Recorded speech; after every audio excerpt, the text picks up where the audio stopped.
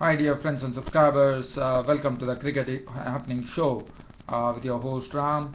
And what I'm going to look at is, as we said, the final day between Sri Lanka and Pakistan was, I wouldn't say very exciting, but definitely the captain Misbah-ul-Haq threw a challenge at the Sri Lankans, which was a very huge challenge, and Sri Lankans really didn't accept the bait. They just played their time, and then play was called off with both the captains agreeing, as normally is the case, and that's what happened. So just talking about, I'll be talking about that, and then we will have a look at the Indian team that has been selected for the Sri Lankan tour, where India is going to play one-day internationals and 2020 matches.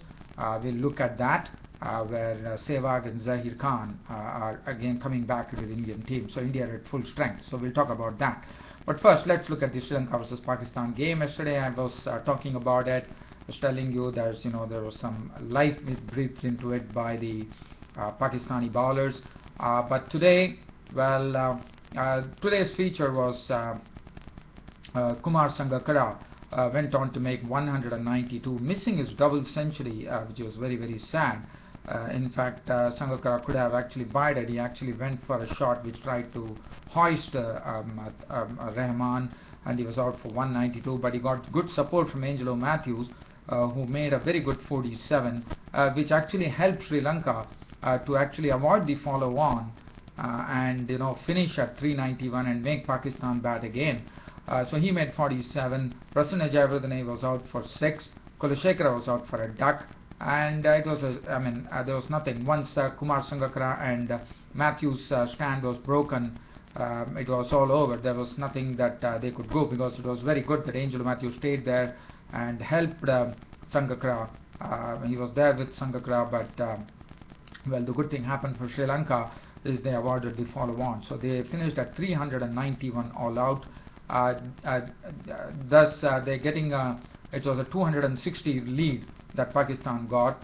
Look at and one thing that I would like to talk about as far as the Pakistani bowling is Junaid Khan. Once again, he was having lots of reverse swing, and his figures really stood out. In fact, it is his 5-wicket haul there, 28 overs, 6 men, 73 runs on 5 wickets. One has to credit Junaid Khan for the way he bowled today. He was, he just carried on from what he did yesterday, and he did a splendid job. 106 for Ajmal, and also Rahman chipped in with the wickets, 26 overs, 4 maidens, 57 runs, I think 78 runs. He had 4 wickets.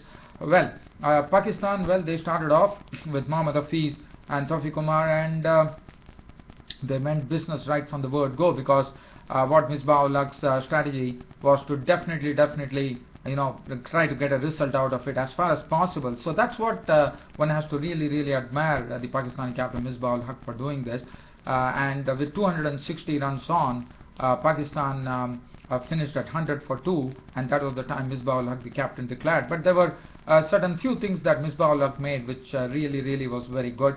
What he did is Hafiz and Tawfiq Umar opened, and Hafiz was the only wicket to fall. Hafiz fell for 21 of Randiwe, and Tawfiq Umar was playing very aggressively. In 18 overs, in fact, Pakistan had 100 on the board.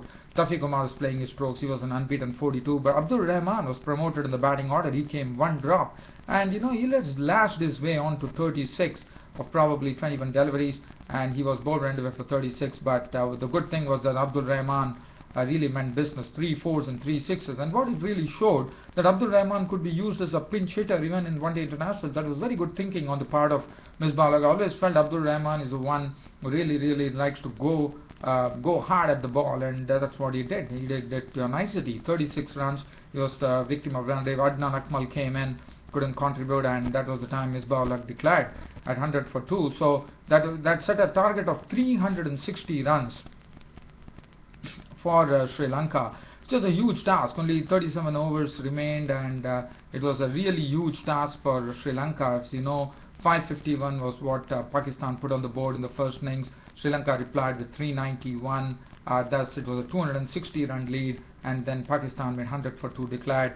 So 360 runs on the board, and Paranavitana got a good hit. Something to say that he's trying to get into form. So Paranamithana contributed 32, was LBW ball Ajmal for 32. Dilshan was LBW ball Rahman for 28. But in the end, Sri Lanka knew that it was a very, very huge thing to do. So they basically decided to occupy the crease. But definitely one has to commend Misbah-ul-Haq for really throwing a challenge at Sri Lanka, even though it was a huge challenge. Probably Misbah-ul-Haq would have thought that, with the wear and tear, probably the spinners could have done something, and he might have been having confidence on Junaid Khan, who was doing well with the ball. But it was a good chance to take. But in the end, both the captains agreed. Play was called off. 86 for 2 Sri Lanka finished with. The second test ending in a draw. And now we move on to the third test match. Junaid Khan none for 21. Sangakkara was not out on 24. Jayawardene was not out on 1 for 34 for Ajmal. That was it. That was the end of the second test match here at SSC in Colombo, which ended in a draw. And Sri Lanka lead the series 1-0 with one more test match to go before the series ends. Well, now let's look at some the team which has been selected. Now this is a team which is going to Sri Lanka on a limited overs tour. Thereby they're going to play one-day internationals and test matches. And the India squad has been selected. Well, India are at absolutely full strength. Yes, barring Sachin Tendulkar. Sachin Tendulkar decided to take some rest, and he has decided not to play. Well, the Indian squad, Virendra Sehwag, the dasher, comes back in the Indian team after quite a long time. And as you know, he was in some very, very good form in the IPL. So he comes back into the team. Gautam Gambhir would be opening with him. And Ajinkya Rahane, for the dint of sheer performances that he did in England, and especially in the IPL 2012, gets his place back. He is there. Virat Kohli will be the vice captain of the team. Suresh Raina. Rohit Sharma again did well in the IPL and also against the West Indies A team. He is into the squad and his off spins. As you know, he was against the West Indies A. His bowling was very well used. So Rohit Sharma Dhoni might be tempted to use Rohit Sharma as a good bowler too. And Rohit Sharma did well. Manoj Tiwari, on the dint of performances in the IPL, comes into the team. Mahendra Singh Dhoni, the captain, would be leading the team. And the bowling, well, Ravichandran Ashwin, as you know, he's always there. He has made it a permanent spot. He has taken that spot of Harbhajan Singh. As you know, Harbhajan Singh now is going to play for Gloucestershire in the English County Cricket League. So he gets an opportunity there to, try to, make a comeback by playing well over there.